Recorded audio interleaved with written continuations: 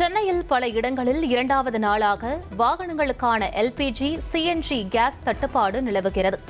LPG, CNG gas நிரப்பும் மையங்களில் வாகனங்கள் நீண்ட வரிசையில் காத்திருக்கும் நிலை ஏற்பட்டுள்ளது. சென்னை எண்ணூர் பாட்லிங் பிளான்ட்டில் இருந்து 80 லாரிகளுக்கு மட்டுமே கேஸ் சிலிண்டர்கள் விநியோகம் செய்யப்பட்டுள்ளது.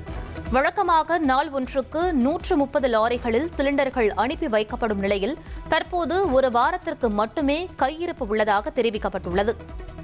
சென்னையில் உள்ள 383 அம்மா உணவகங்களும் தடையின்றி இயங்க நடவடிக்கை எடுக்கப்பட்டிருப்பதாக சென்னை மாநகராட்சி அறிவித்துள்ளது.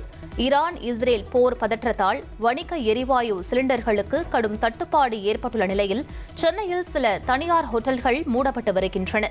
சென்னையில் உள்ள 383 அம்மா உணவகங்களுக்கு மாதந்தோறும் 2885 சிலிண்டர்கள் தேவைப்படும் நிலையில் தற்போது 960 சிலிண்டர்கள் கையிருப்பில் உள்ளதாக மாநகராட்சி தெரிவித்துள்ளது.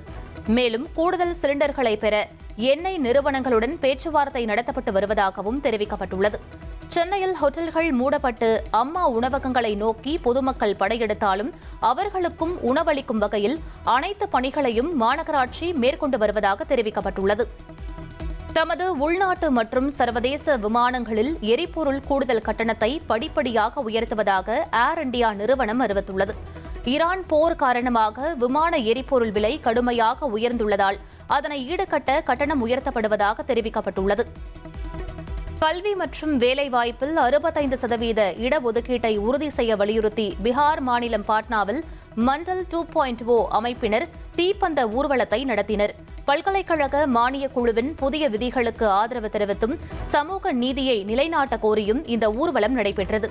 பாட்னாவின் முக்கிய வீதிகள் வழியாக நடைபெற்ற இந்த பேரணியில் நூற்றுக்கணக்கான இளைஞர்கள் மற்றும் சமூக ஆர்வலர்கள் கையில் தீப்பந்தங்களை ஏந்தி சென்று முழக்கங்களை எழுப்பினர்.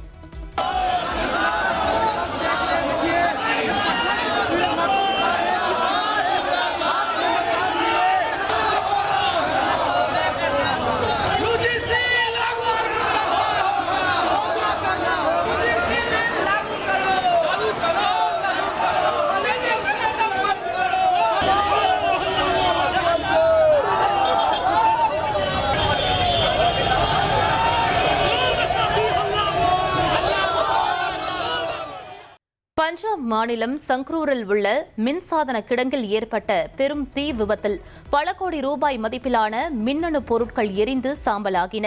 திடீரென பற்றிய தீ கிடங்கு முழுவதும் மளமளவென பரவியதால் அந்த பகுதியே கரும்புகை மண்டலமாக காட்சியளித்தது. தீயணைப்பு வீரர்கள் நீண்ட நேரம் போராடி தீயை அணைத்தனர்.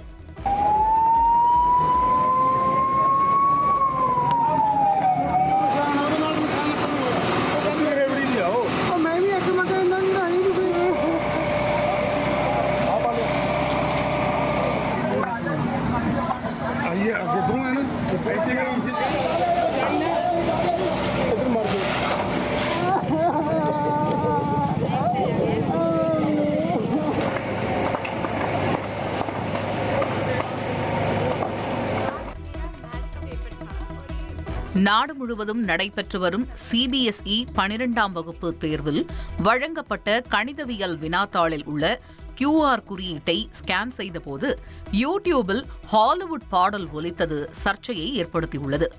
லட்சக்கணக்கான மாணவர்கள் எழுதும் தேர்வில் இத்தகைய பிழை ஏற்பட்டது குறித்து சமூக வலைதளங்களில் பலர் விமர்சனம் தெரிவித்தனர். இதுகுறித்து விளக்கமளித்த சிபிஎஸ்இ நிர்வாகம் QR குறியீட்டை ஸ்கேன் செய்தபோது பாடல் ஒலித்தது உண்மை என உறுதி செய்ததுடன் எதிர்காலத்தில் இத்தகைய பிரச்சினைகள் மீண்டும் நடைபெறாமல் இருக்க தேவையான நடவடிக்கைகள் எடுக்கப்படும் என்று தெரிவித்துள்ளது.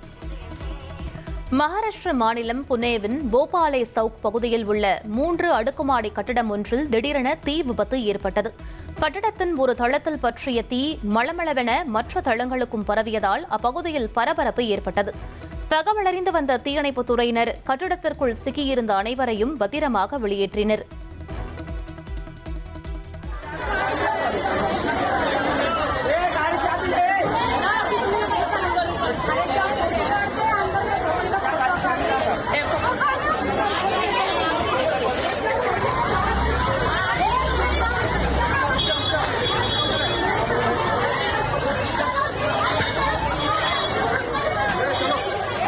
ஈரானின் புதிய உச்சபட்ச தலைவர் முஜ்தபா காமினிக்கு ஆதரவு தெரிவித்து ஆயிரக்கணக்கான மக்கள் பேரணி நடத்தினர்.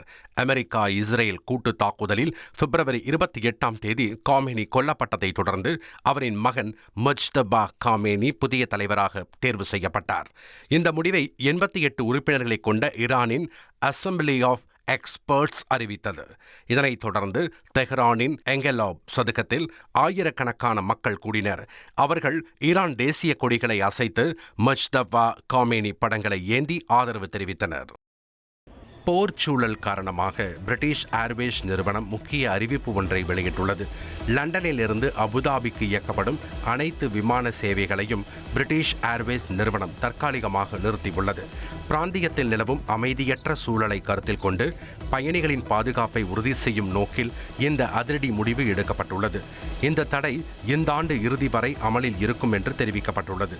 அபுதாபி மட்டுமின்றி துபை, தோஹா, பஹ்ரைன் மற்றும் டெல் அவீவ் போன்ற நகரங்களுக்கான சேவைகளும் இந்த மாத இறுதி வரை ரத்து செய்யப்பட்டுள்ளன.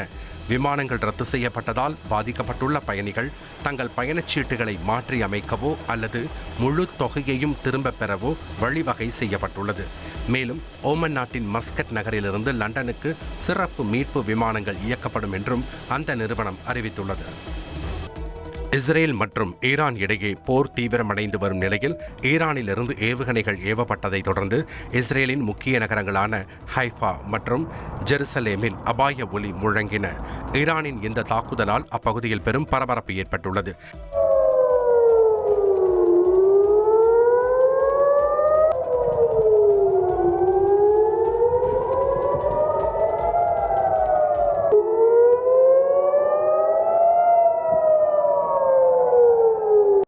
ஈரானிலிருந்து ஏவப்பட்ட ஏவுகணைகளை இடைமறித்து அழிக்கும் பணியில் இஸ்ரேலின் வான் பாதுகாப்பு படைகள் தீவிரமாக ஈடுபட்டுள்ளன.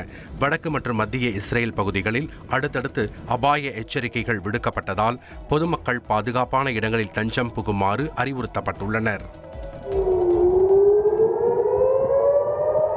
பாகிஸ்தான் கடற்படை முக்கிய கடல் வர்த்தக பாதைகள் மற்றும் எரிசக்தி வளங்களை பாதுகாக்க முஹாஃபிஸ் உல் பகர் என்ற கடல்சார் பாதுகாப்பு நடவடிக்கையை தொடங்கியுள்ளது. மத்திய கிழக்கில் நிலவும் போர் பதற்றம் காரணமாக கடல் வழி தொடர்புகள் பாதிக்கப்படலாம் என்ற அச்சம் நிலவுகிறது. இதையடுத்து கடலில் உள்ள தொடர்பு வழிகள் பாதுகாப்பாக இருக்கவும் கடல் வர்த்தகம் மற்றும் தேசிய எரிசக்தி வழங்கல் தடையின்றி நடைபெறவும் இந்த நடவடிக்கை மேற்கொள்ளப்பட்டதாக பாகிஸ்தான் ராணுவம் தெரிவித்துள்ளது. 10ஆம் வகுப்பு பொதுத் தேர்வை எழுதும் மாணவர்களுக்கு பள்ளிக் கல்வித்துறை அமைச்சர் அன்பில் மகேஷ் வாழ்த்து தெரிவித்துள்ளார். மாணவர்களுக்கு பயமோ பதற்றமோ இருக்கக்கூடாது. காலாண்டு அரையாண்டு தேர்வை போல இதுவும் ஒரு தேர்வு என்றும் எக்ஸ் தளத்தில் அவர் பதிவிட்டுள்ளார். 10ஆம் வகுப்பு பொதுத் தேர்வை எழுதும் மாணவர்களுக்கு தவேக தலைவர் விஜய் வாழ்த்து தெரிவித்துள்ளார். தன்னம்பிக்கையுடன் தேர்வை எதிர்கொண்டு சாதனை படைக்க வாழ்த்துவதாக அவர் சமூக வலைதள பக்கத்தில் பதிவிட்டுள்ளார்.